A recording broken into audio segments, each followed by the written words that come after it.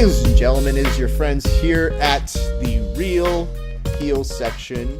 If you're following us, you have to use those exact words on Instagram and social media because assholes took Real Heel section. But, you know, if you see the Real Heel section, that's us. But we've noticed that recently, our good friend Mike Stallings, hello, how are you doing, sir? I'm good, Raph. How are you? I'm very good. Now I'm going forward in the conversation when I ask you, you know, you've been using the social media more and more. I've seen you've done tweets to Kayfabe News. You've also put Happy Rusev Day. So you've been active on there, sir. It's such an archaic way of like thinking that I just learned how to use a Twitter machine. It's almost sad. It is sad in a way. You're basically learning a dying technology, but that's not important. There was one tweet that you retweeted that I think brings some attention to us right now that we decided to get to the bottom of it. But it is a retweet from one Kevin Flynn. It says, how many top names does Douglas James Pro need to beat to get booked regularly outside of SoCal? Last three guys he beat, Zack Sabre Jr., Shane Strickland, and Leo Rush at PCW. Please retweet and tag some promotions. So rather than just make up some shit and speculate on what the answers could be, we decided to just book Douglas James back on the show because, let's face it, guys, it's been a while since we've been on air. But it's been even longer. It's been about a year or so. I don't know. I don't keep track. 1 year! Good job. Good wrestling audience. But it's been even longer since we've talked with Doug, who, in the time he has not been on our show, has done some extremely amazing things. So we want to bring him on, get to the bottom of this answer, and many, many more. Ladies and gentlemen, please welcome back to the show our pal and yours, Douglas James. Doug, how you doing, man? I'm doing great. How are you guys? You know, not bad. Our house is not under fire right now, so I think we're doing better than you. Do you want to give the audience a little bit of what's going on realistically in your life right now? Yeah, so it's a little bit crazy. I live in the valley where the fires are happening in Sylmar, and all the roads are closed off, or they were closed off last night. Thinking they would get better today, and apparently today in the mid-afternoon it was a mandatory lockdown from the fire department. And so coming home from the gym, I wasn't able to get home. I had to park at a Rite Aid and walk over a half a mile to my house with groceries, like I'm Kevin McAllister at Home Alone, and to get home because apparently there was a fire somewhere. But everything seems to be okay. It sounds crazier than it really is, but I think everything's okay. I want to make sure two things are in existence here in people's minds. Number one, that's the first Kevin McAllister reference that Doug will make on the show, I guarantee you. Number two, not the last. Did you think of the fact that maybe the Rite Aid person wasn't actually a police officer? That they were actually an employee of Rite Aid that was just like, hey, look, we could use some business, so you got to keep your car here, kid. It's like a casino. But yeah, it's kind of crazy, man. It's just a couple of all the exits close to where I live on the 210 are closed off, and the Rite Aid the exit on the Rite Aid is closed off. People were going into Rite Aid and making left turns out to go into the streets. They closed that off, and it's kind of like the apocalypse is happening. I don't know who's to blame, but yeah, I don't know if any of us knows who's to blame. I will tell you that I'm over here in Burbank, which isn't too far from you. And we don't really have as much going on in terms of fires near us. It's more toward like Glendale and a little bit more past that direction, a little more east. And I think it spread all the way to like where the 405 is. So we've been pretty safe, all things considered. But here's what I want you guys to know. I went to go train last night, and as I stopped out, I literally got like a little bit of the Los Angeles air, the ash going through, and I go... What are you talking about, dude? That's such an LA thing for you to say, dude. Ventura's like, does Ventura even exist anymore? I'm from Santa Barbara, and that's like down the street. Listen, you know what I mean? Listen here, Las Vegas. You'll be addressed when it occurs to you. Breathing in smoke. Yeah. I'm wondering if people are getting high from the smoke walking around because it's California, and you're sitting here yelling at me because that was too far. I'm just listen. I'm Well, just I don't saying. think the bushes are on fire. Like, we know a lot of people were affected, but none more so than Doug, who told us off air he can't go anywhere. So essentially, he has to stay on this podcast for as long as we go. No, listen, that's a real man walking with groceries while you're sitting complaining about an Uber. We had to start 10 minutes late because your Uber driver couldn't navigate his GPS while Doug is huffing and puffing. This real California air, the apocalypse air. And a dead phone. My phone was dead. Oh, no. So, real man. Hold on. I just want to point out the tiniest violin is playing for your dead phone. I was GPS can't even Uber with a dead phone. Through the stars. I couldn't tell where I had to go to get home. I had to remember how to get home. That's not my fault that you don't know a general sense of direction. 4th Streets and Fillmore. Yeah, it was straight, but besides that, walked around the Rite Aid in a circle before you. What's that old adage? Wherever you see smoke, it's west. So you did it. Congrats. I just want to make sure that people know this. Doug, you did that, but now that we have you on here for, as long as we want to keep you now, because you only got shit to do. You're going down with the Titanic over there. What is your response to Kevin Flynn's tweet about you beating these people and having this amazing year? Because you didn't really beat those people since our last podcast. No, you beat all those people since our last podcast. So, that's all happened within a year's time since we've talked with you.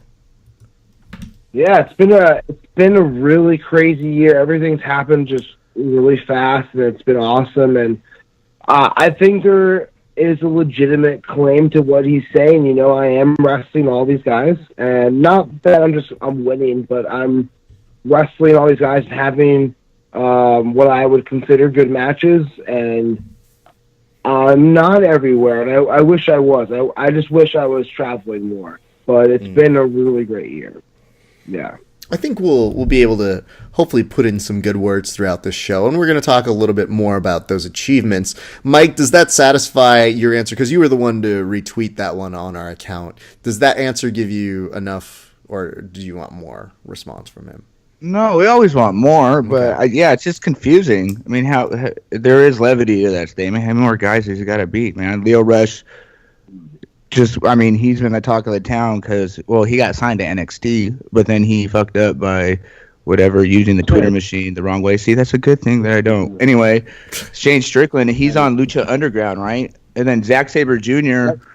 is on everything, considered one of the best wrestlers in the world by myself. Go back to our Cruiserweight Classic and see my overreactions to him not being in the... But he's, I guess, 26 in the world.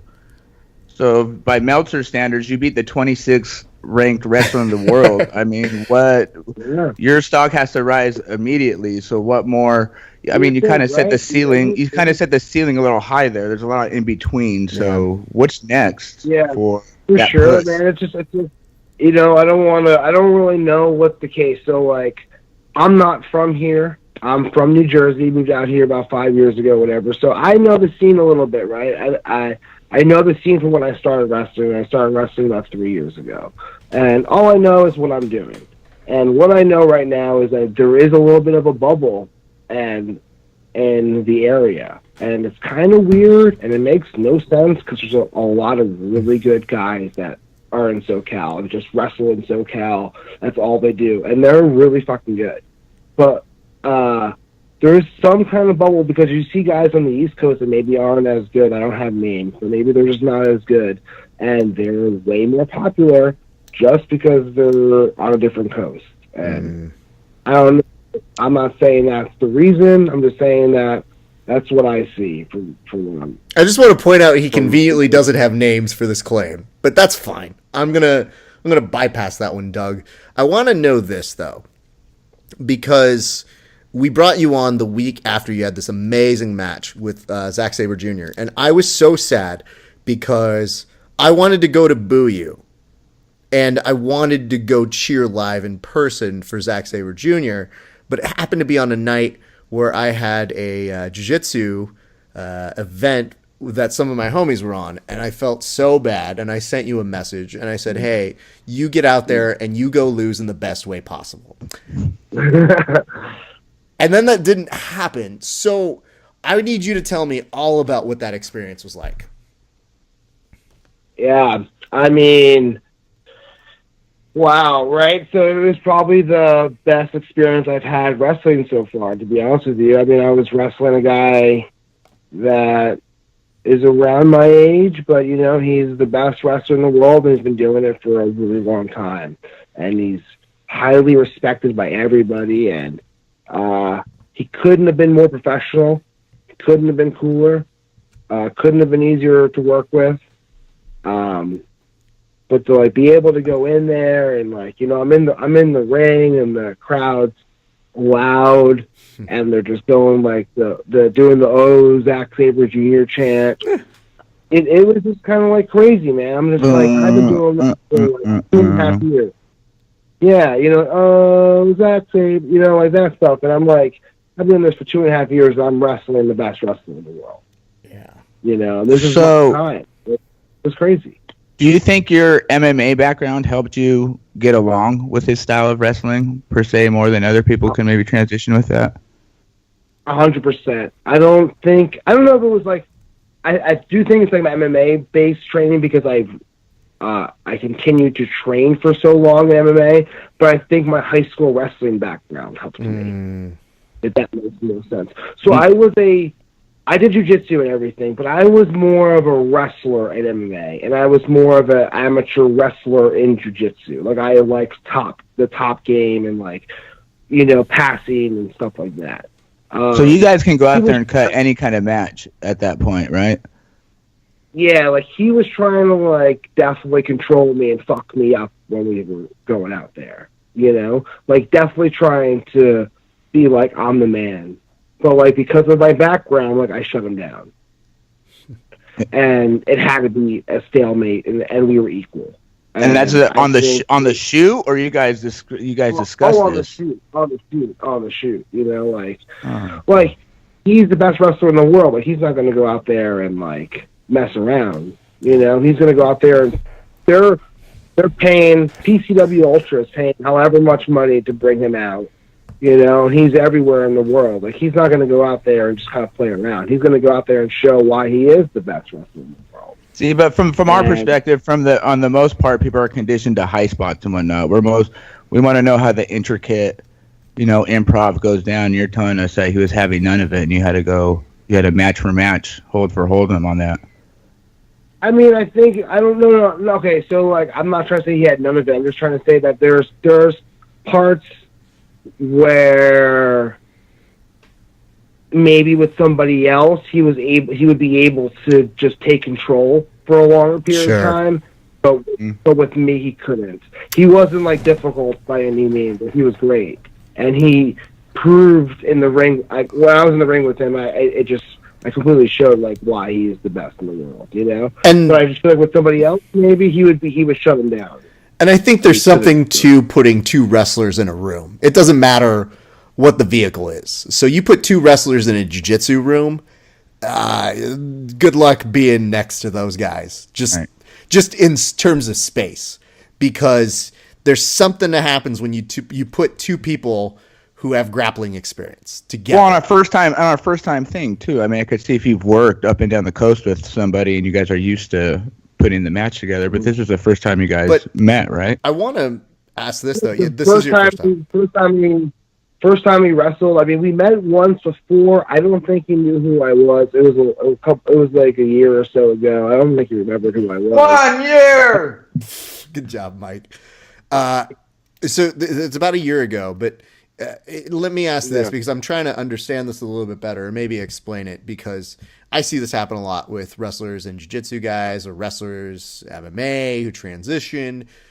Is it also comforting to have somebody who can do that sort of thing, who can match you bit by bit? Because, yeah, it's cool to control because you get used to performing that way, but it's so much more electric when you have somebody that you know will be able to zig if you zag, if you would.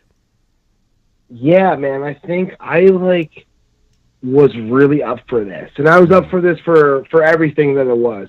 Who he is, what he's done, the name he's made for himself, to be able to compete with that and be in the same ring with him, and it was awesome, and like all that kind of stuff. But at the same time, I was really looking forward to it because, this is the style that I want to do. And not many people can really kind of keep up, and not only can he keep up, but he's one of the best to ever do it. So it was awesome to be able to experience it. I got a lot of confidence from it. And you got put over. Crazy, yeah.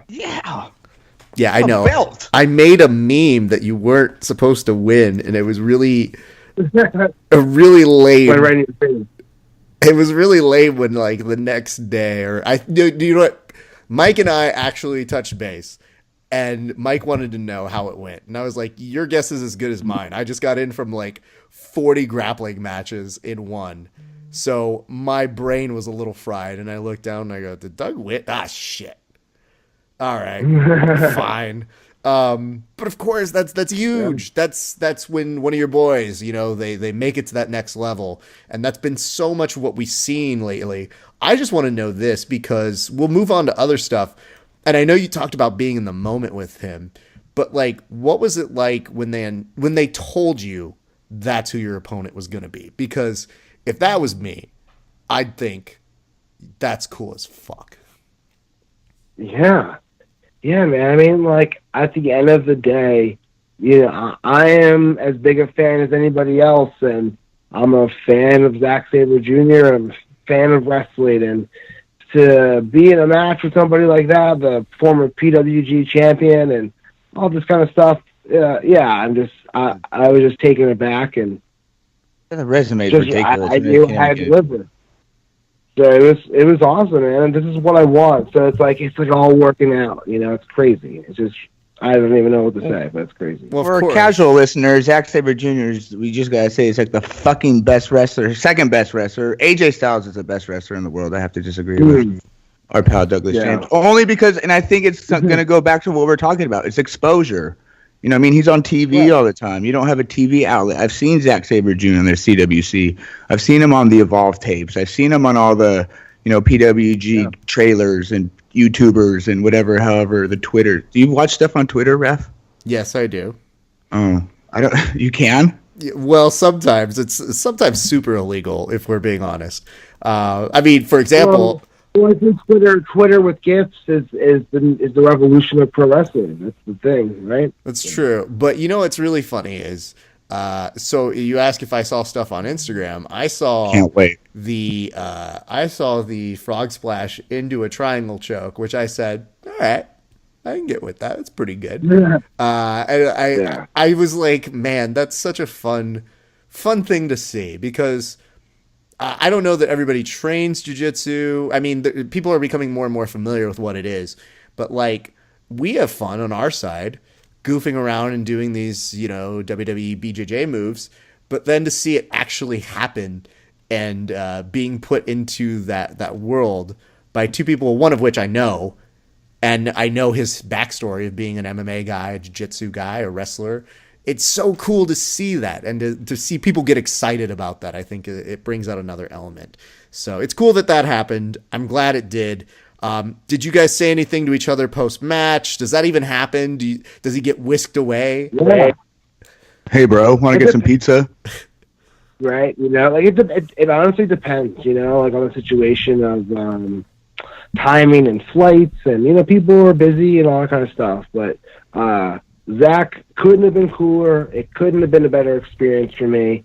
I don't want to say too much of what was said, but I just want to say that I gained a lot of confidence after that match. It was everything I wanted it to be. Wow. You can't get much better than that. So that's fantastic. All right. Let's go around the things because we asked about your professional. Now let's get personal. In the time you have been away, I believe you got engaged, sir. I did. Okay. I did. How did that happen? John Cena. I'm all confused. How did that happen? Yeah, well, I've met a girl. That's a step. That's a step. That's a step. Yeah. Taking notes. I'm taking notes. Okay, so basically, so I met Heather Monroe when we were training, and we've been together since we basically started. So it was about 2 years. I always knew she was the one, and like whatever, something like that. But like we first hung out at. She invited me over to watch WrestleMania 31. Was how we started hanging out. Oh. And yeah, so like dream come true for any Mark. Are you kidding me? Right? That's like the best thing ever. And it was actually a very funny story. I was there, Raph. Right? She invited me over, and I kind of was like, I'm gonna do something else. And then she invited more people over, so we didn't hang out like just the two of us. But I stayed later, and it was all. Wait, you declined? You declined at first?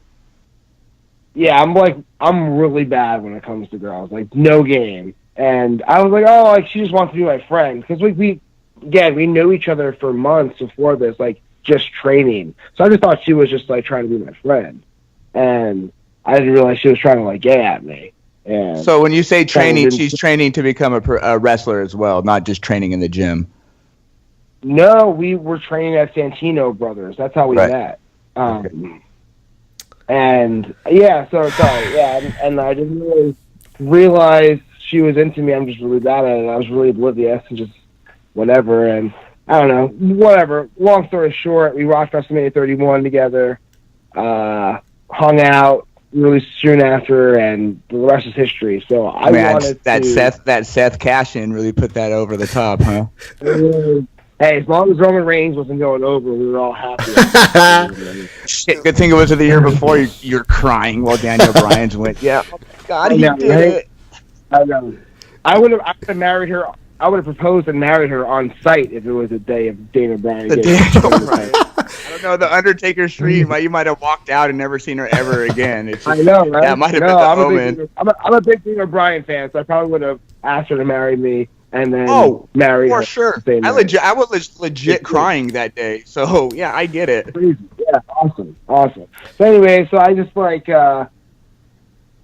always wanted to do something kind of cool to propose. I didn't really think of what, and then I always thought it would be good to do it on the day of WrestleMania. But I then realized after I got the ring and planned it all out that like John Cena was going to propose on WrestleMania. So I didn't want to wait for like after WrestleMania and do it after. So I did it at fucking like 10 o'clock in the morning on the day of WrestleMania. You should have done it at the same time. You should have done it at the same time. Just right before the match. Oh, like during. During his entrance. They take all my ideas. I told you. You see the shit behind me? Yeah, but so I had like 24 roses all set up and did it like, day of WrestleMania. And it was our 2-year hanging out anniversary, and she didn't expect it at all. She looked at me like, what the fuck are you talking about? Like, and I was like telling her all these things, and she was like, what are you saying? She was like, how high are you? And just couldn't look at me, and yeah, it was crazy. Okay, yeah, if I can see why this guy's your bae. See, that's a gentleman right there. Well, flowers. Did it. This is so funny though, because it's good to get the full story, because she's blowing up on her own, and I'm going to ask you a little bit about that in a second. Yeah. But the fact that you didn't recognize that a female was asking you to a WrestleMania, like, what would 13-year-old Doug have said to the Doug of then? Because isn't that the dream, man? Like, she's a professional wrestler. She gets your career. You've got your Miss Elizabeth. You've got everything, and you don't even know it. And you just go like, nah, I'm shy. No, I didn't even know. I didn't even know it. And then, like, I realized very quickly the mistake I was making, and I immediately was like, let's hang out. He said no. I didn't realize. Raph, he said no. I know. I know, it's crazy. No. It all worked out. Thankfully, it worked out. Well, that is good. And, I will say this. My wife, hilariously saw your engagement on the same day because she was watching WrestleMania with me, and I go, "Oh, hey, my buddy Doug got engaged," and she looks at, she's like, "Aw," and then they like do the 20-minute build up to Cena about to do his thing, and my wife's just like, "Oh, get the fuck on with it." And then she like tells me, she gets on my phone and she like hands it to me and she goes, "You tell Doug he just blew Cena out of the water with his, because that's some bullshit." Why? Because Cena told her that he roofied. Like, I told her when she was on you just brought up so many bad memories, Raph. I can't believe you right now. But on the other hand, it's such a good memory. Now it's such a double-edged sword with Doug's engagement on the same day. Yeah. Okay. But that's... it's all good, you know. Like, yeah. Well, now you guys tag together. Yeah, we tagged together. We wrestled each other. Done it all, kind of. You know, it's pretty cool. Well, that car ride this like? Is what is that car ride like? I'm actually interested to hear that answer, Doug. What the car ride's like? Like if you go over, okay? Like you're booked to go over her, and then you guys have to ride back. You guys, rode together. What's the conversation? I think it works out better. I think it works out better that I go over on her as opposed to the other way around. I think I'd be a little pissed off. I just like the idea of you guys getting into a fight and the whole way you're driving around, like on your way up, going like, "Fine, no, you know what? You go over, babe, because you always want to go over. It's fine. I'll just take the clean fall." Yeah, we for the most part we're super professional, and we understand. No, you guys are great, and I'm so happy for you, man. But talking about happy, I want to say she got the first taste of the dubs first, correct? Yes. Okay. More ways than one. Yes, definitely. Yes. Okay. What happened there? Because this is the perk of having a partner who's in the business and they get that moment to be on the big show. And I know that other couples know and they're happy and they've got people who love and support them, but this is a different kind of love and support. So tell us what was going on with you. Yeah, so kind of crazy. So like actually she did extra work for the WWE before me. I forget when, but when they came around the time before she had a match, they came around, she did it. Then the second time I did some extra work, and then I did it again when they were in town for LA. So we were both backstage at the same time.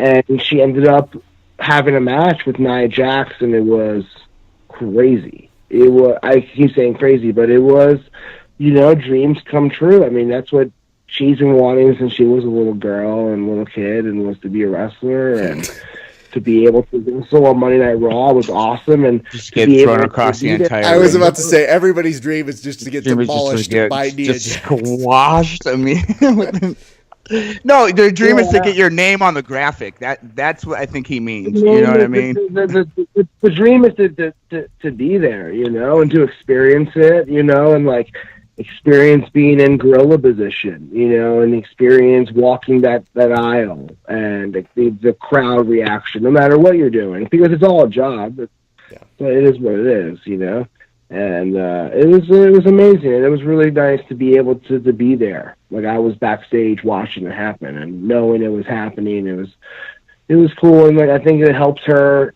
that I was there to comfort her a little bit and make her nerves a little bit at ease, because it's a very nerve-wracking situation, and it was awesome. Dude, all right. So you mentioned you got on TV after. Sorry, Raph, I keep doing that. It's fine. Go for it. You're asking the same thing I am. No, you do it better, though, so you go. Okay. So what Mike was going to ask you, I think, was you go on a little bit after, but what was your experience like then? Yeah, so it's a little different, like WWE is a very weird thing, and you have to it's hard to get in. It's hard to get in. So I've done extra work before, and I was just an extra, and I had an inkling that I would get a match on 205 Live, and then I ended up just getting selected to do a security thing. And it was a really cool experience, man. Like, to be on TV and to be in that arena when the crowd's alive and it's a live television show. It's awesome. It's. So do they come calling, or do you have to send in a resume, like with references or like a sizzle reel? Does that even exist? A sizzle reel? There's a real kind of, you want to have a highlight tape and stuff like that. Right. But yeah, it's kind of both ways. You do have to hit them up with who a lot of people that it's a lot of who you know, and then also you got to hit them up. You could be lucky and they could hit you up, but for the most part, you gotta hit them up. And because it's like any company, it's like they want you to want them. They want you to want to be in the WWE. They don't want gotta be kind of a given, yeah. Is that what's keeping you from the East Coast? You have to reach out or know more people on the East Coast or another, what's keeping that? Hard. It's hard. I don't know exactly what the reasoning is. I've hit up promotions and I've just gotten no response. Whoa, hold on. What the fuck do you mean you get? Yeah, Raph, please. Thank you. What the fuck you mean you're getting no response? Yeah. Are you kidding? Yeah, it's crazy. I don't think it has anything to do with my ability. I just don't think they even look at it. Oh, I mean, okay. Let me venture some guesses. Are you writing an actual email? Do you know how to write? I've never asked you these questions before, but I feel they're more indicative of maybe the whys, because we mentioned the resume already of the people you've had matches with, and many of them have been phenomenal. And WWE TV. And you have that experience as well. So I'm confused as to the parts where they think, are you addressing it to the right emails? Are they like Nigerian princes you're talking to? Because something's weird in that this guy who's blowing up on a scene, you want to be ahead of the curve in the wrestling business. So why not? There are those. I went to Seattle and I wrestled at Defy, and I think I'll be back there soon and stuff like that. But it's an expensive plane ticket for some companies to fly me out, and not like I'm asked for money, but I guess for them to go coast to coast and things like that. I don't know exactly how it works, but I just know that I'm kind of in this period where I'm doing really, really well. I feel like I should be in better places, but they're just not coming as much as I thought they would be. Not like it's a bad thing, not like they're never going to come. I just thought they would be coming a little bit quicker. Right. So if that's the case, it's a process. It's a process. It's a game, and I don't have an over the top gimmick, and I'm not 6'6", and it's harder. Raph, I think we're getting impatient, Raph. I think it's been a year. Okay. Yeah, you're not 6'6", but you're like we were talking about with the death match with Eli Everfly. You can wrestle a whole bunch of hybrid style matches. You can do the high flying, you can do the groundwork, you can do the technical stuff. You know how to sell. You know what I mean? I think what we are just getting impatient, and what you're focused on is you need to be the king of California. Basically, you need to just go all in to your territory and keep getting Raph tired of seeing your face on the Cow Palace poster. No, but for real, fucking go somewhere else, dude. Because, I'm tired of you in I know you think this is your territory, but it's also my territory as a fan. SoCal. So, I see all the time this motherfucker on posters. It's go catch Douglas James. And I was like, I don't want to. You're just mad because he dresses better than you. He does not dress better than me. Let's be very clear about that. Those jackets, get out of here. Please. The lesbian that he stole him from, I want to make sure is so angry. My favorite is when you did the jean jacket to start with. Because the jean jacket... It was a process. And then I went back to it because broke my other jacket. Did you? Bro, how do you break? Like I had lights and I got too jacked. I got too jacked. Oh, jeez, what a first world problem you got here, kid. I just like the fact that you had this leather jacket, and I was like, okay, cool. Because let's discuss what happened. I actually went to a PCW show, and before we go further, I need to make sure that we address it. At the time, it was PCW before it became PCW Michelob Ultra. Say it right. PCW Ultra. I'm calling it Michelob Ultra at this point, but they can do whatever they want. Not a sponsor. But you know what, though? We'll take your fucking money if you want to give it to us. Too sweet. So I went to go see Doug, and here's what you guys need to know. So one of my homies, he like dropped out at the last second, and he was like, "Hey man, I can't make it." And I was like, "All right, no problem, dude. I've already got tickets, so I'm just gonna head there." And I was in this row of naturally heelish fans, and this one guy, like, he looks at me and he's like, "Hey man, what do you think about this guy?" And I was like, "Oh, he's awesome." And they go, "What do you think about Doug James? Who do you have in this match?" And I was like, "You know what? Fuck Doug James. Fuck that guy." And they're like, "Why, man?" I go, "Dude, he knows what he's done. Like, he's changed, man. He used to be so cool, but like, you know when people get like a little bit of fame and then they change?" And he's like, "Dude, I totally know that." And I was like, "Yeah, that was him." So turned around and said, "Because we're in a relationship." No, but when it happens like that, I told Doug, I was like, "Be prepared that I'm gonna boo you." So Doug's like, "Whatever, man," but he makes it a challenge. So when you make it a challenge to me, it's kind of hard because I'm like, "Yo, you're good at your job, but I'm really good at my job." So when I got there and these people heard me telling the story about Douglas, everybody's buying it hook, line, and sinker, to the point where Doug's ready for me to say boo, makes eye contact and is like, "I see you." And then a whole row just starts to boo him. And he's like, "Wait, what the fuck is this?" And everybody in there was loving the fact of booing you. Unfortunately, he beat Leo Rush. So, you know, it's not quite there. But I did ruin his first streamer experience. Do you care to share that, Doug? The one streamer. My faint streamer incident? Yeah. No, yeah, I got one streamer, and you had to rub it in my face. I don't really appreciate it. PCW went back and CGI'd that into the video, just sent this side in. Which is why if you look at like Doug's profile picture now, it's the one where he got like full streamers. But like the one person who threw the streamer, I couldn't help but think of the Price is Right noise, because it was just like one person who just goes, "Wait, are we throwing them?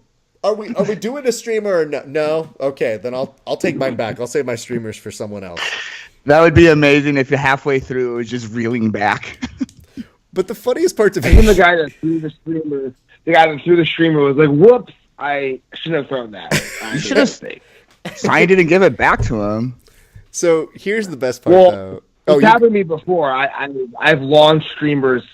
I've gotten streamers when I don't want streamers, but I never really got them to that point for a positive reason. Raph, please. Wait, I don't want streamers. I know. When's an inopportune time to get... So in Las Vegas, I wrestle as a heel. So, like, they'll throw streamers, and I just throw them back at the crowd, you know. Oh, like the Jimmy Rave toilet paper bit? Yeah, okay. Exactly, yeah, exactly. But that's great to me. There's nothing better than saying, "I don't want your fucking streamer. Get the fucking streamer out of here." It's a power that you don't realize you have until it's gone, kind of thing. It's kind of crazy, man. It's it's just a lot of fun to be able to manipulate people in that kind of sense. I guess you should tell people if you throw streamers in, I'm going to rip them up one by one, and you're all going to watch me the whole time. Yeah, look, I had a lot of fun. Like I'm a heel in Vegas, and actually it was funny because Heather's family was in Vegas, and they came to see me wrestle. So, and it was all women. It's like her aunt and her aunt's friend. So they're just like these middle-aged women. They're just very excited just to see action, I guess. But I came out as like this horrible piece of shit. And there was this guy right next to them that was calling me short. And it's like the easiest insult ever. I mean, I'm not going to grow. So I just told the guy, I was like, you paid money I was like, "You paid money to see me," and then there was like all these kids in the crowd. I just told them to shut the fuck up and sit down and enjoy. And like, but it's just like stuff like that. Like that's just the fun of it, you know. You're just having a good time. Wow, what a beautiful moment to do on your side, because I think of that and I just think of all of the things you're not supposed to do in customer service jobs, and you get to live that life. Or in front of your in-laws. It's like I don't even curse in front of them ever. Even if it's like, even if they curse, I just feel awkward cursing in front of my in-laws. You know. Come on, Raph. But in the moment, in the moment, I'm in my underwear with my shirt off, telling the guy to sit down and shut things up. You know? Raph at Christmas cutting a promo on his wife's family, just underwear and Santa hat, just to do it. I'm just practicing. Hey, no lie though. I want to make sure you guys understand this. I got asked to do an appearance at John Jock's Academy, and one of my homies was like, "Yo, would you come as Santa?" And then they like thought about it, and they go, "Oh, but like not real Santa, come as Raph Santa." And I was like, "You're Mexican." Well, I think what you're asking me to do is go insult everybody. And they go, "I think that's what we want." And I go, "Are you sure that's really what you want?" Because I don't know how long the Don Rickles act is going to act when I see like Jean-Jacques Machado, and I'm just like, "Hey, look at this guy. Am I right?" All with this fake Brazilian accent. But you have no problem doing it to Doug, though, non-stop. But listen, Doug's playing bongos in the fucking background. Like, he deserves this shit. He's got the beat. He's got the beat. What was that? Oh, yeah, Congo. He's looking out his window because he can't go anywhere. Just playing congos. It's such a SoCal thing to do when you're the king of SoCal, bro. So, absolutely. What about you and Matt Riddle? Does that work? That would be awesome. I used to think he was so bad. I thought when he started, I was like, man, this is bullshit, man. This is just a guy from the UFC, and he's just like, he's not any good, and like, blah, blah, blah. Matt Riddle is fucking sick.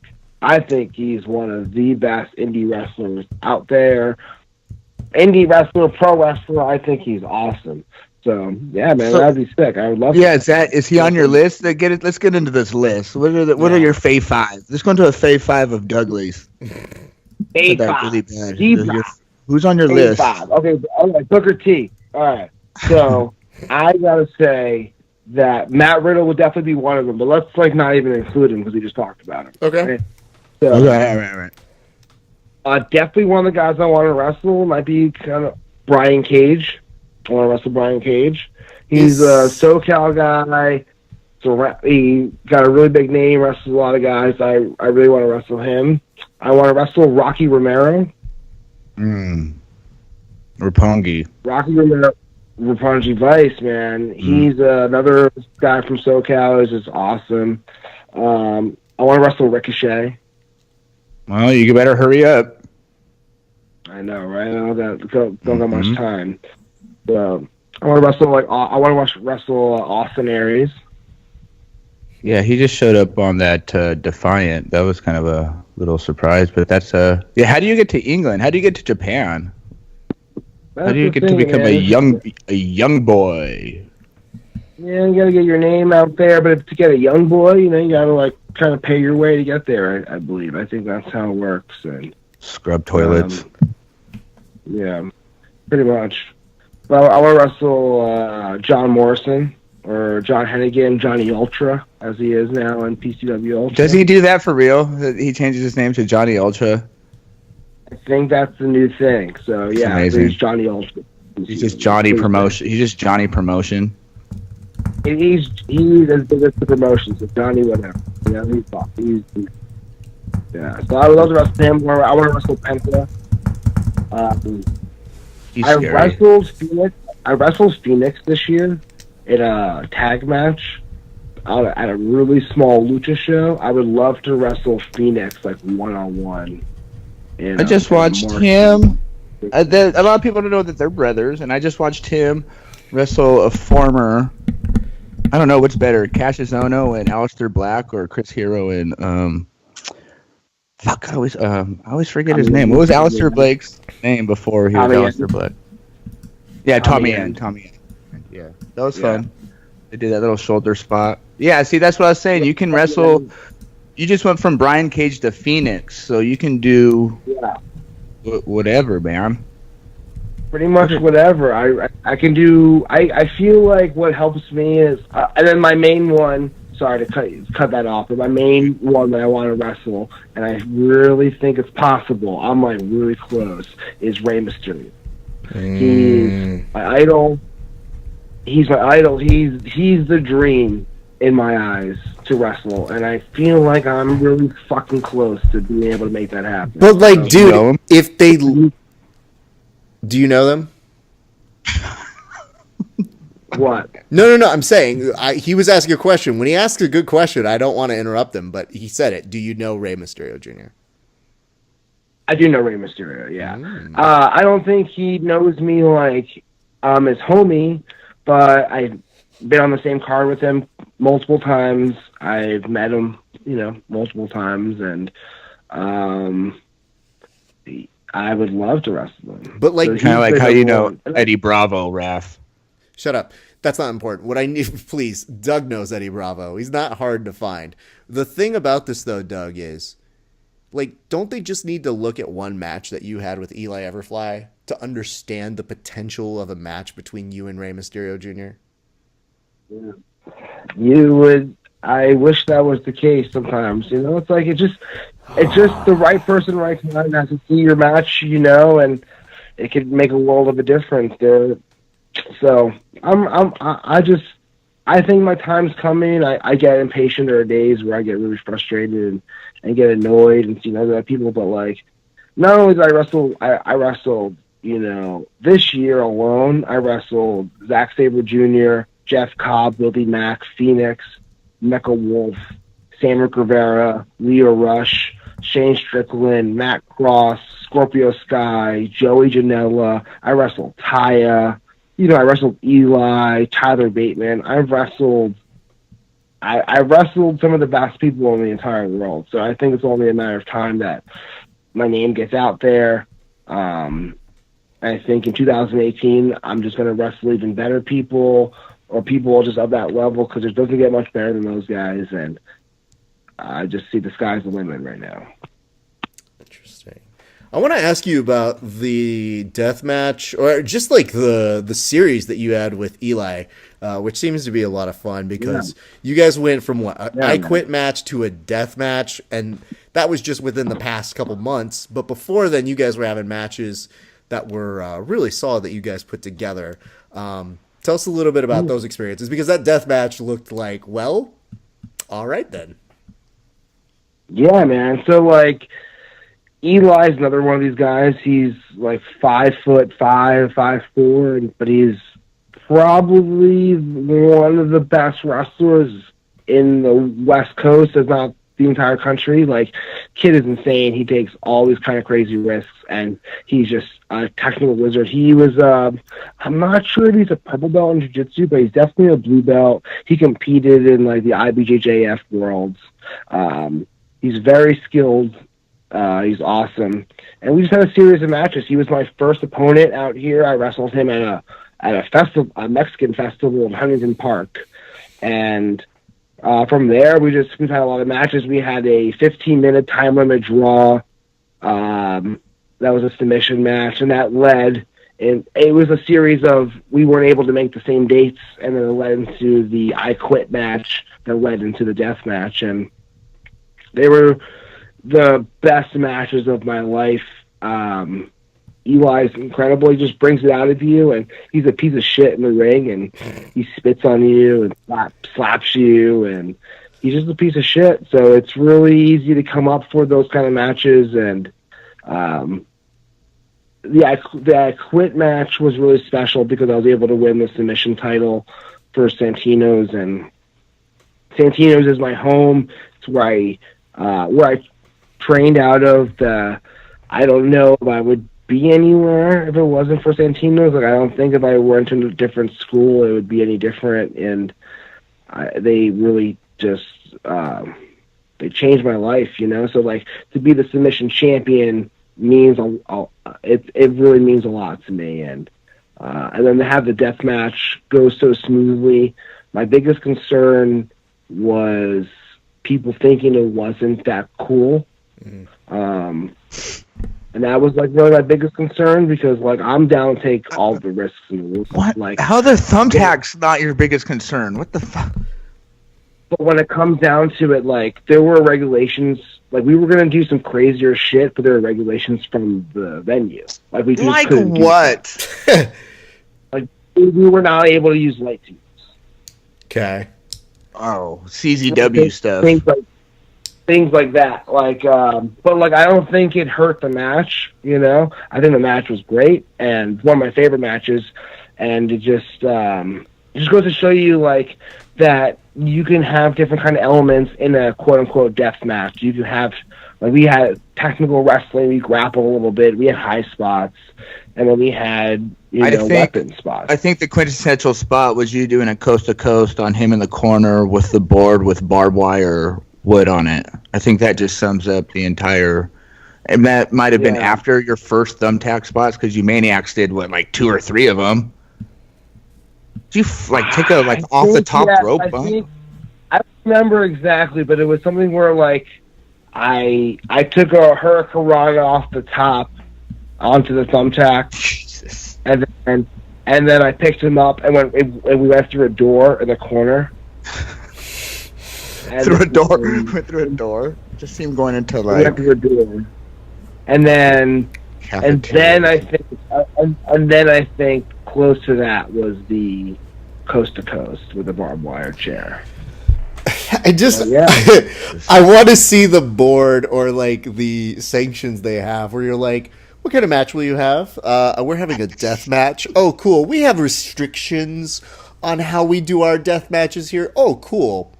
It's not really a death match if we have certain limitations. It's actually kind of funny that you bring that up. Like when I was younger, I liked hardcore wrestling and like extreme wrestling. I was a big XPW fan. I'm a big like Kid Chaos fan. Like Joey Chaos, my trainer, I was a big fan of him when I was younger.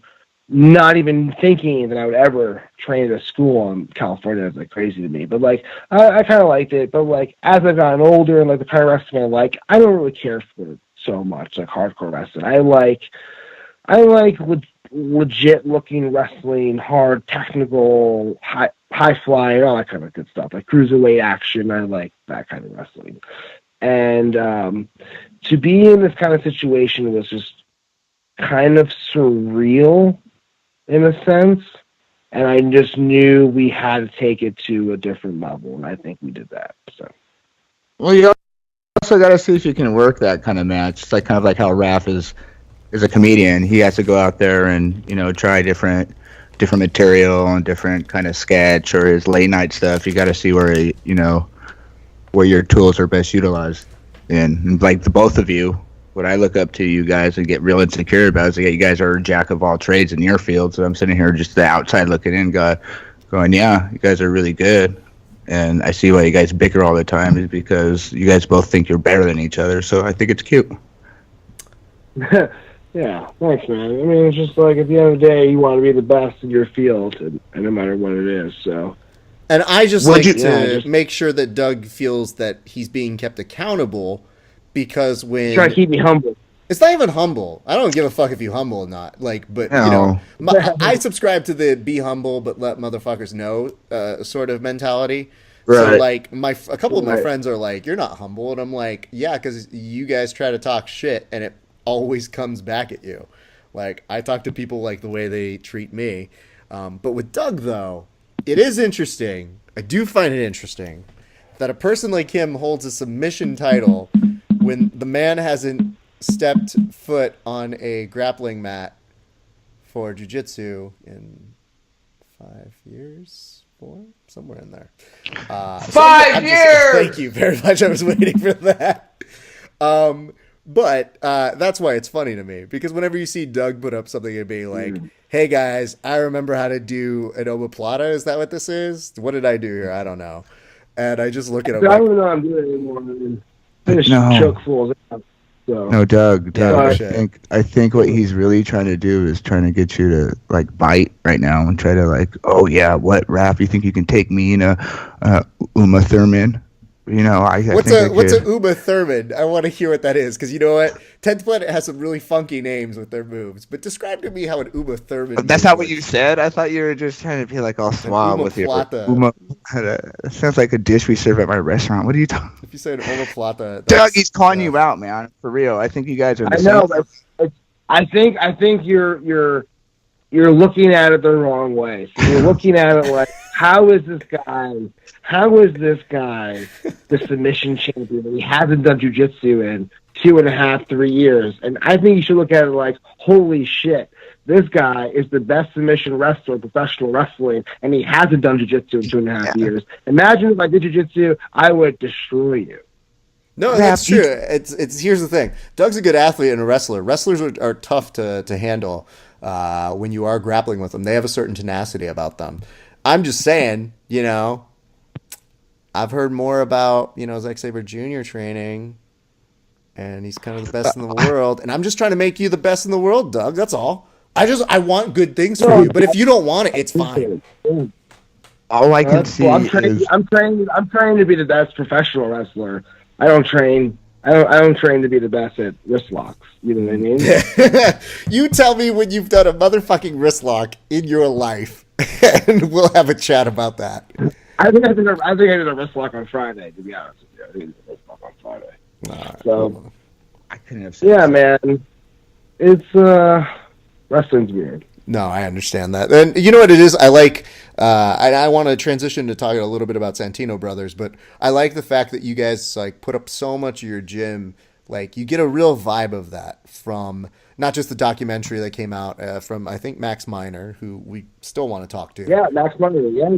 Yeah. But he made that documentary. It was a great setup. They did you well, even though I don't know that you mic'd up at all. You had to basically scream from across the ways. I think it's just not because they didn't have a microphone. It was just because they were like, you know what, stay away from Doug. But one of the things I found so interesting about that documentary is that much like the YouTube content that's on there with you guys, you see a real sense of camaraderie between everybody who steps in, and you see how, you know, the progression of all of these people who are doing it, not just you who, you know, fairly unfairly getting blown up for whatever reason. But, like, who's next, man? Like, who's there that you're seeing that are the next folks to come out of Santino Brothers? Because now you're one of the elder statesmen, and you're repping them so well, man. Thanks, man. Yeah, it's cool to kind of be in the forefront of it all. You know, like, when you start training, you look up to the guys that were there before you, and to kind of be a little bit beyond that, and like do all these things with other people like Brody King and Heather, and it's great. And Eli. I think coming up, obviously Jake Atlas. Jake is getting close to running. He's basically everywhere. If he's not the rookie of the year this year, I think it's kind of crazy. He's killing it, and he's probably the most athletic guy. He's one of the most. I don't know if he is. So. He's probably the most athletic guy that's ever come out of Santino's. Well, there's another guy coming up named Matt Vandegrift. There's another one, like, in his debut match was doing, like, corkscrew moonsaults, you know, and, like, it's just crazy to see these, like, evolution of these guys. They're so good, and I'm wrestling one of these guys on Friday, December 8th at Santino's. His name is Alonzo Alvarez, who is a legit good amateur wrestler. He's the king of wrestling, he calls himself, and he's very good. He's coming up. He's doing really well. He looks like a Mexican Pete Dunne. A little bit, right? Yeah. Well, I think he's Peruvian, so Peruvian. Same thing. I guess. Right? I like that you just went Lucille Bluth on us right now. It's Colombian or something. I don't know. You know, Mexican, you know. Yeah, there's this other guy named Dom Kubrick, who's got a really good character. He's very, like, just over-the-top sexual. He hits people with his dick, and The Joey Ryan reverb. Different than Joey, but he's Peter the Avalon. same tool. Different, a little different, but yeah, similar. But yeah, hey, Raph, let me ask you about Santino with this Ron Funches kind of thing that's going to happen. Do you think they're going to get like big exposure with that? Is that to me or is that to Doug? Yeah. I'm asking both of you. Oh, well, Doug, you answer that because that's your home gym. You know who Ronald Funches is? Ronald. I do. I know who he is, and I'm glad he's starting. He's actually not doing so. I would imagine so. Most people that are like maybe kind of well known, I would imagine, want to do private lessons, and he's not. He's starting in the class with everybody else, and I think that's really cool. And I really hope he does well, like I do anybody else that starts. Like, I don't really care what he did before. I just think him having a really successful career will help him in a couple of ways. And I think it'll help the school if he does well. It'll help the school get some notoriety for sure. So it's all if he does well, it's all positive for everybody involved. And if he doesn't do well, it is what it is. Wrestling's fucking hard, and people quit of course. So. Variety should come regardless if it just like kind of reaches some kind of outlet, which would be good to put Santino. Like you said, you guys have been doing this. You guys seem like you guys do things right, especially with this documentary, putting out the work that really goes into it. But like, can we ask the obvious question? Why do you think he chose you guys?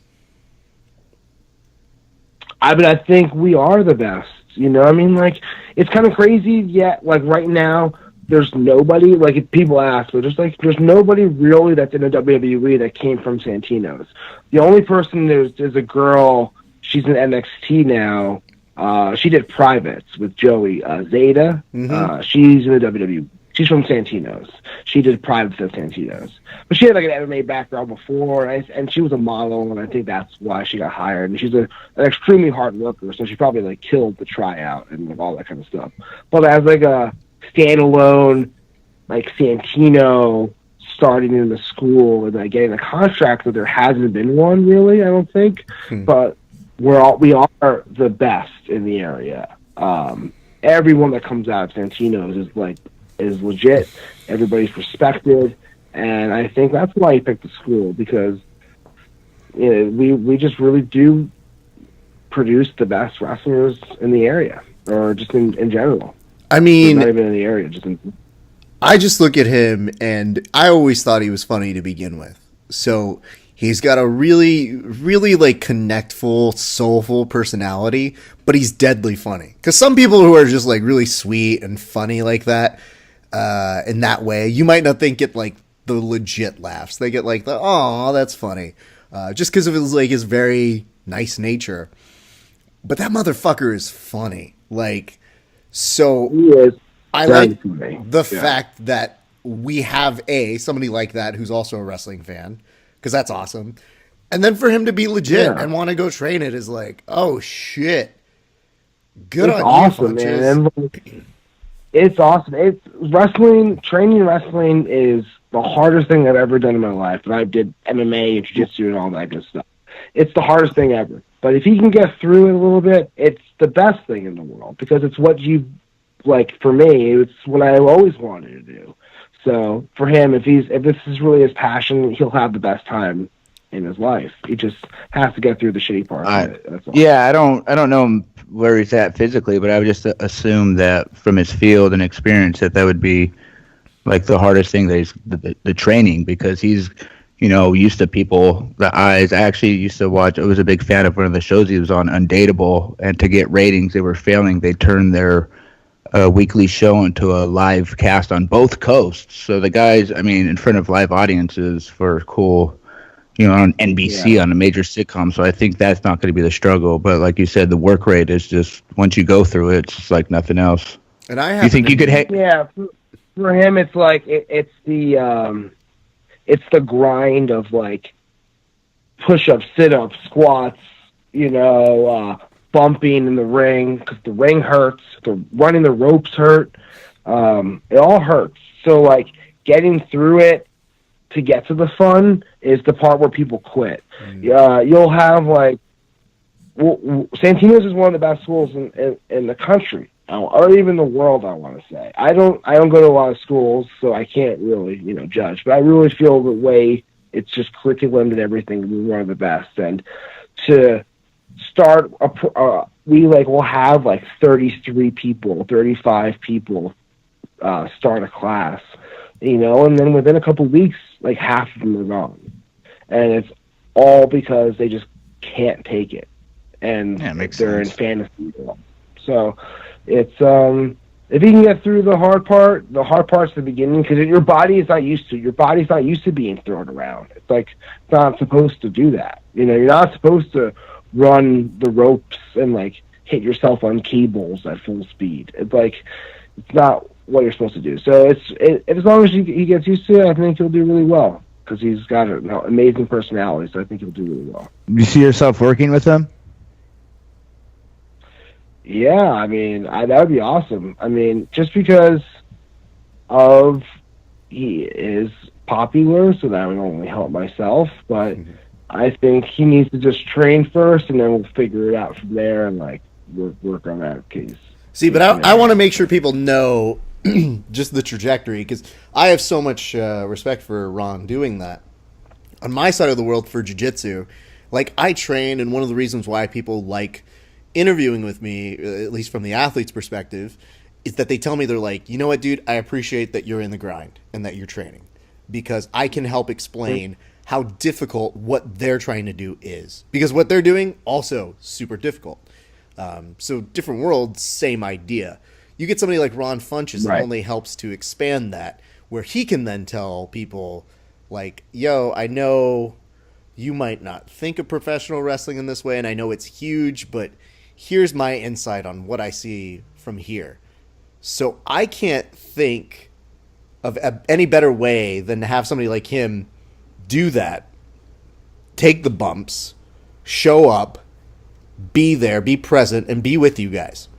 However, the trajectory I want with Doug, as he progresses in his already thriving professional wrestling career, is I've already told him, I'm like, yo, dude, I want to show up with you at like the WrestleMania or the big show where I just take my one bump and I'm good. Like, I get my one spot, and then we were just kind of like, and we agreed to that, and thank you, Doug, that was a fun time, wave to the crowd, and get your payday. Peace. So as long I want to as see you try. Oh no, I want to see you try. Go do a class. Go do a class with Ron. No, dude, I'll tell you this right now. As jiu-jitsu, I am literally propelled up by tape. I don't think I could take the bumps. I think I might get away with some of the push-ups, some of the little hard work sort of stuff. The whole reason the jiu-jitsu works for me is I get to like smart guy it, and I get to kind of be like, oh, this is a puzzle, and I can figure this out. There's no figuring out a puzzle when somebody's like, and 40 more of those. Yeah, the thing with jiu-jitsu too is like you. Not all the time, depends on the school, I would guess, but for the most part, you get to have fun kind of right away.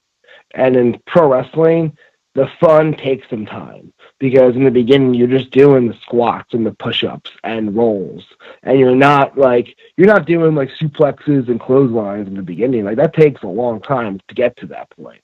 So for the most part, you're not really having fun in the beginning. The fun is Let me change my question. Yeah. Do you think, Raph, if you sat down with Doug for, I'll give you 2 days, okay? You can, you do your jiu-jitsu. We're going to assume your cardio's up and you can hang doing the squats and shit. Do you think you could put together a match that would seem feasible, besides your little one bump send off, the finger poke of doom spot is not applicable to this hypothetical Here's question. How the conversation would go. The conversation would go, Doug, you got to pick me up a lot. Yeah. You have to land me gently. And I'm going to try not to fuck up too much. And I'm sure we'd come up with a good 30 seconds. But for me to even pretend like I could do the same sort of things. Now, here's the interesting thing. I wonder, with the integration of more MMA and stuff like that, like, there's definitely, as Doug knows, because every once in a while Doug's like, oh, that was a pretty good transition when we do our WWE BJJ nonsense. And it's just kind of like, oh, that's cool. I like when Doug says that, or he likes a thing, because it's like, oh, well, he knows both worlds. So he knows that A, this is kind of silly, and B, like, oh, shit, that's kind of a legit entry from Deep Half, or from Side, or from here. So I'm pretty sure we could put at least a stunt or two together. But I do not feel it would be respectful to those who really dedicate themselves to the art to even pretend like I would have anything crazy like they would. I would say, because you'd come out in that damn singlet, probably. You kidding me? Oh, you mean from KO Sports Gear, a proud sponsor of Verbal Tap Podcast? Thanks. Something I could not unsee is you in that red, white, and blue singlet. I'll tell you this much, dude. I am sponsored more as a wrestler than I am as a jiu-jitsu guy, which is baffling to me. But hey, they gave us fucking money to do this shit. Here's the thing, though, and Doug can probably affirm this. The one thing I can do is antagonize and get a crowd hyped, because that's performance that always seems to carry over. So, like, that's the easy part to me. Like, winning the crowd is like, oh, as Doug mentions, that's the fun stuff you get to do, but you got to work to that. Right. You're a regular Flavor Flav, Raph. Oh, dude, I'd fucking... You know what? If Doug ever got to that point where he needed more hecklers in the front row, easy. Burr, burr, burr, DJ, James, burr, burr, burr, burr. Love it. Right, dude, wrestling pros tees, whatever. What wrestling tee? Pro wrestling tees. Where's your shop? So like sunglasses, DJ, and then the Doug drop kick the world, DJ. Let's do this. We're starting to get to that point where I think we're doing good on topics. I just want to rapid fire a few things at you, Doug, as we start to go there. One thing I wanted to ask you. In a recent interview, you said that one of your favorite movies is Rocky, correct? Yes. Okay. Yes. Then when they asked you which Rocky, you said, I don't know, Rocky 1, which I guess is an okay answer. But then you said followed by Rocky 2. Why are you so fucking wrong? And what is your reasoning for being so fucking wrong? So, do you like Rocky 4? Is that yeah, Rocky 4 what is kind the of best question movie is of that? all time. Are you American? It has 3 goddamn montages. Rocky 2 is the fucking redemption. Without Rocky 2, there is no Rocky 4. Wait, no, there's a Rocky 4 in any sort of world. Do you know why? No, because he has to win. He has to win. The Rocky Cold 2. War happened, and we needed a real American to come up short. Everybody knows Rocky 3 is Hulk Hogan. That's fine. I love Rocky 4.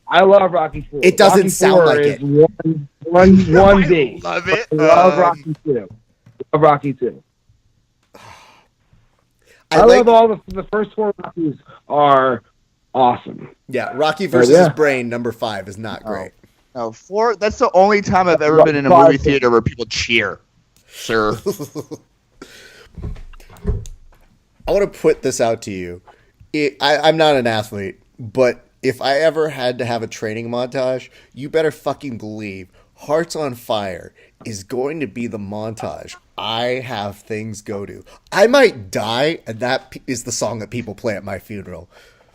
So let's. I just want to shoot the montage between the two of you with him carrying groceries through a fire while you're sitting in an Uber with a fucking scarf and a cigar and just on your phone, twittering, and he's sitting here fucking schlepping it barefoot in the mean streets of Fillmore while he's half on fire. Hey, listen, the way that real Uber ride went was I was like, hey, I'm running a little late, and the two of you are like trying to do jokes, and I'm like, what is this, amateur hour here? Jesus, look at these kids. I just want to make sure that you know, Doug, that you're wrong. It's important that you know true Rocky history, and you putting Rocky 2 over Rocky 4 is egregious. Hey, someone's got to like it. Someone's got to like it. Now watch this, Doug. Doug, which is better, Rocky or Home Alone? Ooh. See? Home Alone's kind of perfect. Comparable characters, Kevin McAllister, Rocky Balboa, they're kind of the same thing, wouldn't you say?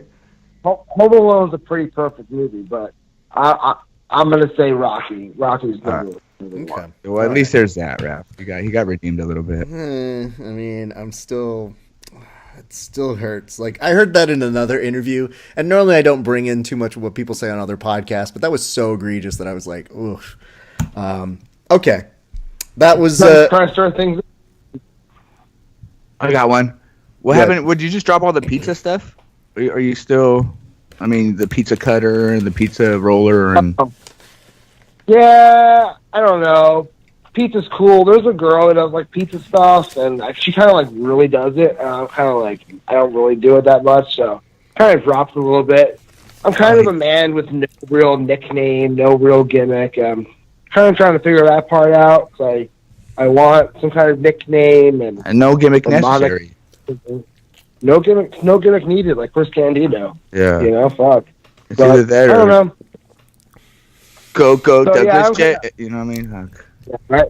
I love pizza though. It's like legit, but I just don't. I'm not gonna like get pizza gear or like anything like that anytime soon. So. It's on DJ Douglas James, dude. I'm telling you. I'm telling you. So let's discuss this, Doug. We asked you a couple rapid fires, but I want to ask you.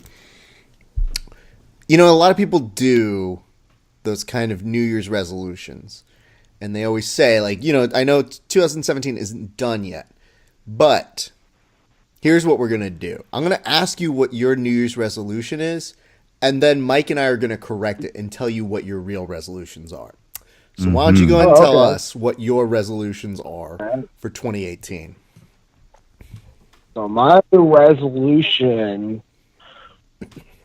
for 2018, I guess, you know, like the biggest thing that I want in my life right now is I want to be out there more. So my resolution would be to reach as many heights as possible in 2018, the wrestling. Okay. Can I go? I'll go first. Go for it. Incorrect. No, my goal for you, my New Year resolution, especially doing, you know, gung ho research on you last night, is you need to crack that PWI top 500, sir. That's the goal I want to see out of you in 2018. I don't even care if it's 499. I was appalled that you've been in the ring. That's why that goes back to the first question you asked. You've beat guys that are on that list. I mean, like top 200 guys. So to not crack the list, I think should be to crack that list and get the Meltzer stamp of approval or whoever writes that. I think it's the same thing. Every Meltzer does everything, but I want to see that. That'd be amazing. Oh yeah, I'm down for that. It's one of those things, man. It's kind of weird. I'm not on those lists, but it is what it is, and I out of my control. No, but you're on the right path to get there. I mean, that's kind of seems what the next step is. I'm not saying like, how dare you not be on there? What are you doing wrong? You're on the way, dude. I totally hear what you're saying, and I agree. What's yours, Raph? Here it is, Douglas. Here is my New Year's resolution for you, 2018. 2018, we see you wrestle in the dubs. Now, here's the catch on this. This actually comes with a caveat, because I'm not stupid, Doug. I put actual stakes on what I say. Now, I'm so confident that you're close. And a year can change things. I mean, listen, dude. A year ago, you were making time for us in the middle of, between Mexico and here, and beating up backyard wrestlers. And then just this week, you were doing amazing things to the point where you're rewarded with not just a match with Zack Sabre Jr., but the confidence of one PCW Ultra. So, here are the stakes. We will reconvene again about, end of next year. If not before then, obviously. But if you do it, you owe me a pizza for being bold enough to make that proclamation. If you don't, then I will owe you one. Because I figure you're going to need like some fat kid, like kind of consolation. Especially after we make this whole big proclamation. You're like, Raph, it didn't happen. I'm like, oh, shut up. Here's the pizza. So that is the stakes that I have for you, sir. Do you accept these terms? I accept. Gladly accept. Excellent. Mike, what do you think about that?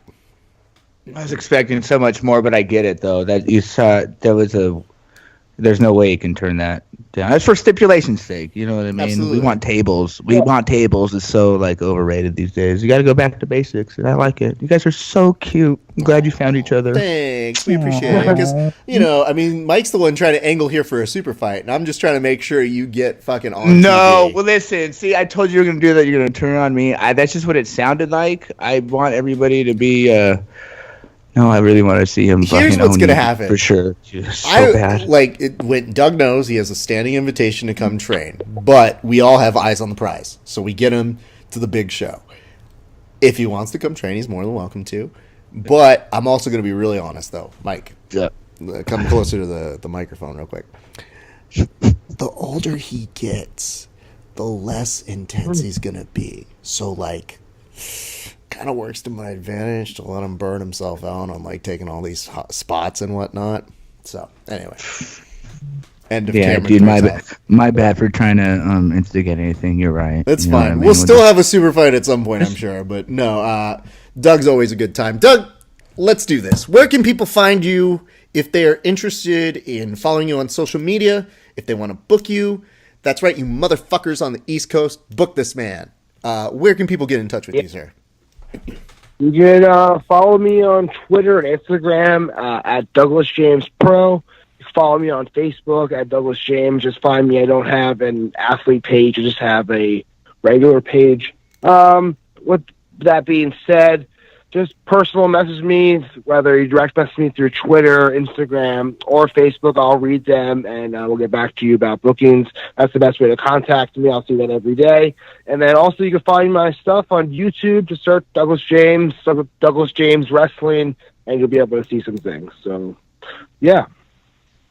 That's good stuff, man. And like I said, we couldn't be more happy for you. One of the big highlights of my year was getting to go see you do your thing. And in the next year, I should be making a few more trips to come see you wrestle around because now people are interested. Once I told them I booed you and got a whole section to do such, everybody was like, oh, shit, I'll go boo somebody from 10th Planet. That's not a problem for me.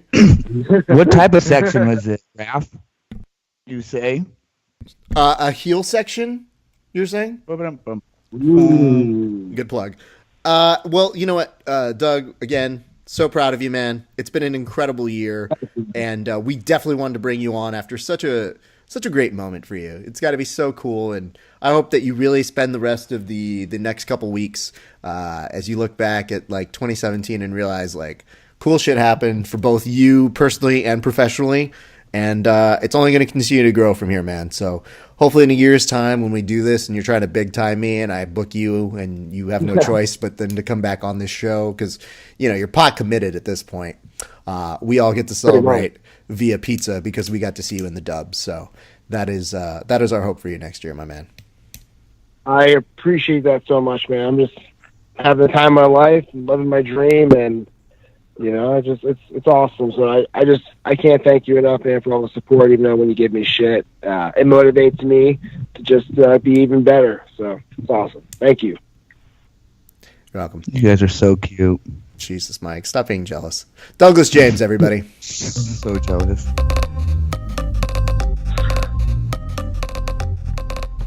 Well, that was fun. You guys are so cute. Aw, you like that, huh? Well, it's nice that you said you called it, man. I mean, you told me a year ago, I got this guy. I think he's going to be big. He's going to start blowing up at any time, and I think we need to interview him. And I hate telling you you're right, but you were right, dude. And he's such a nice guy too. That's kind of cool. He is. And you give shit to the people you hate the most. That's really what you do. So I want to make sure that that's always something that people know. He's killing it, man. And I think he's doing it in a way that is fun and is true to him. So, like, he really, like, I consider him an artist, like a pro wrestling artist. And he's doing good things with it. So kudos to him and kudos to you guys because you haven't heard from us in a bit. And I'm sure in some ways this wrestling business goes very quickly. But when we tell you to listen to somebody, do you believe us now? Do you believe that we're telling you guys that, like, oh shit, look at this guy. He's the next thing. I mean, you're the one getting photo ops too, so there must be something to it. Of course. I'm saying. I mean, I can only about 3 years who know where I'll be probably celebrating the 3rd year anniversary of me saying this to you. Absolutely. But if you guys are looking to follow us, you catch us at the Real Hill section. So that's at Real Hill section. That is on Twitter. That is on Instagram.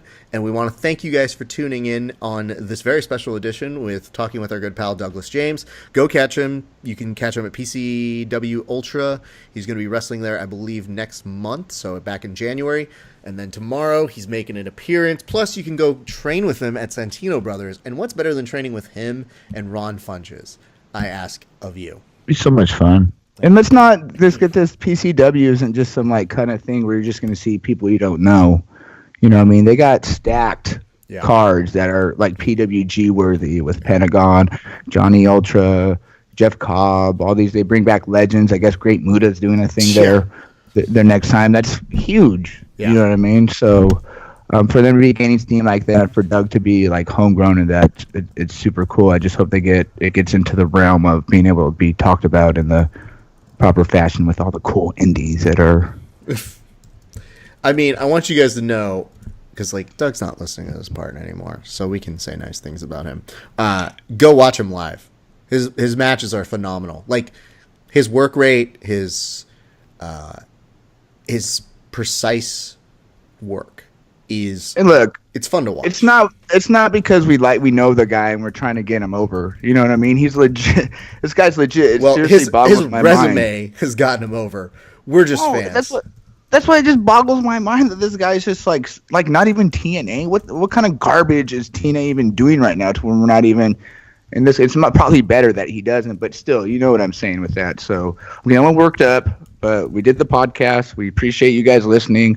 I know we haven't been doing it for a while because I'm lazy. You know, everybody goes through their things differently, and I'll be the first one to tell you, but that's for a different. That might be a side podcast, one on Maniac to Maniac.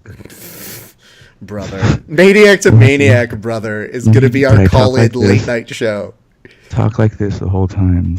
Brandon Hammertoe Bunting, why did wrestling help you get through the dark times? Now listen here, brother.